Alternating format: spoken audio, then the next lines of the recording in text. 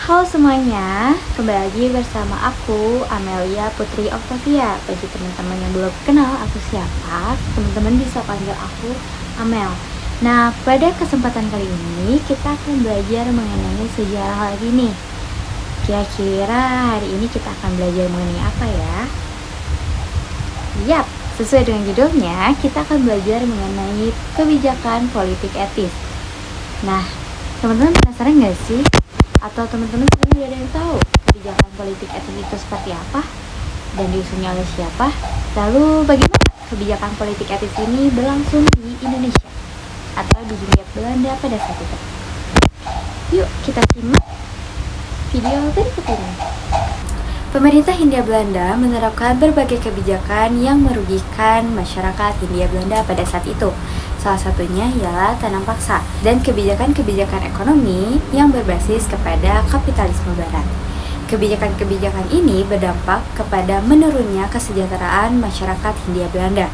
Sehingga kebijakan ini mendapat kritikan dari politikus serta intelektual dari Hindia Belanda, yaitu Van de Venter. Pada tahun 1899, Van de Venter menulis artikel di majalah The Kids, yaitu berarti hutang kehormatan. Kritikan yang dilontarkan oleh Van de Venter ini mendapatkan perhatian dari berbagai kalangan, khususnya pemerintah Belanda. Sehingga Ratu Wilhelmina mengeluarkan kebijakan baru untuk meningkatkan kesejahteraan rakyat Hindia Belanda yang disebut dengan kebijakan politik etis.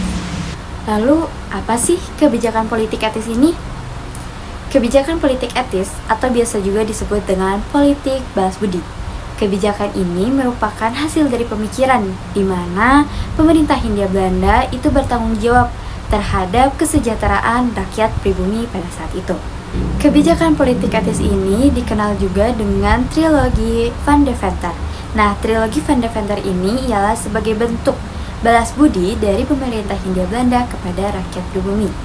Trilogi Van de Venter ini ialah berisi irigasi, edukasi, dan transmigrasi. Ayo kita bahas satu persatu. Yang pertama adalah irigasi. Seperti yang kita ketahui bahwa rakyat pribumi pada saat itu banyak yang bertahan hidup dengan cara bertani. Sehingga pemerintah Hindia Belanda membangun sarana irigasi untuk mengairi lahan-lahan pertanian dengan cara membuat waduk, memperbaiki sanitasi, dan juga membangun jalur transportasi untuk mengangkut hasil pertanian tersebut.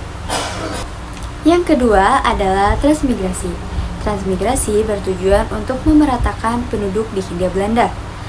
Karena pada saat itu, Jawa dan Madura sudah dihuni oleh 14 juta orang, sehingga dibuatlah kebijakan untuk memeratakan penduduk. Dan dibuatlah pemukiman baru yang berada di Sumatera.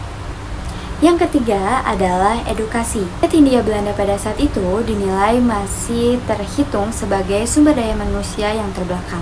Sehingga program edukasi ini menjadi suatu upaya untuk meningkatkan kualitas sumber daya manusia dan untuk mengurangi angka buta huruf di Indonesia atau di Hindia Belanda pada saat itu. Namun, alih-alih untuk mensejahterakan rakyat Hindia Belanda, ternyata kebijakan tersebut dimanipulasi, sehingga kebijakan tersebut pada akhirnya menguntungkan pemerintah kolonial saja. Misalnya pada program irigasi, seharusnya air dapat didistribusikan di ladang ataupun sawah milik rakyat Hindia Belanda. Namun disalahgunakan sehingga air tersebut lebih dipentingkan untuk pemerintah Belanda ataupun perkebunan milik swasta. Pada program transmigrasi juga seharusnya ini untuk meredakan kepadatan penduduk yang terjadi di Jawa dan Madura. Namun ternyata rakyat yang sudah dipindahkan di pemukiman baru ini dipergunakan untuk bekerja kembali di perkebunan milik Belanda. Kemudian pada program edukasi, seharusnya akses pendidikan dapat diperuntukkan oleh siapa saja. Namun kenyataannya akses pendidikan hanya diperkenankan oleh golongan-golongan tertentu, seperti golongan elit dan juga kaum-kaum dari bangsa Belanda saja. Sehingga dengan adanya kebijakan yang sangat diskriminasi ini, rakyat Indonesia tidak semuanya mendapatkan pendidikan yang layak. Di samping adanya penyimpangan-penyimpangan yang terjadi pada saat penerapan kebijakan politik etis ini, kebijakan politik etis ini memberikan dampak yang besar kepada bangsa Indonesia pada saat itu. Pada bidang pendidikan memiliki dampak positif yang bersifat jangka panjang, seperti mulailah munculnya adanya sekolah-sekolah di daerah-daerah.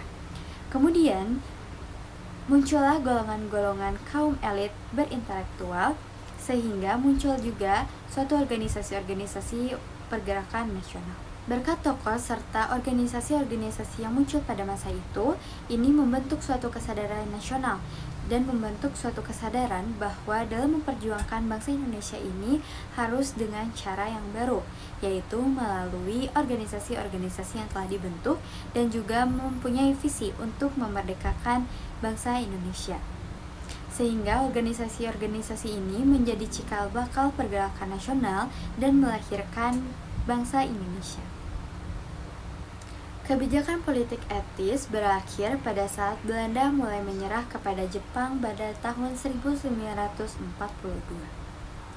Nah, itu dia mengenai politik etis. Tadi teman-teman sudah mengetahui bagaimana terbentuknya kebijakan politik etis, kemudian apa saja sih kebijakan politik etis tersebut, kemudian bagaimana dampak dari adanya politik etis tersebut, dan penyimpangan-penyimpangan yang terjadi pada saat kebijakan politik etis tersebut diterapkan.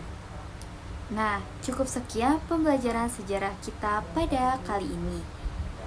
Saya tutup.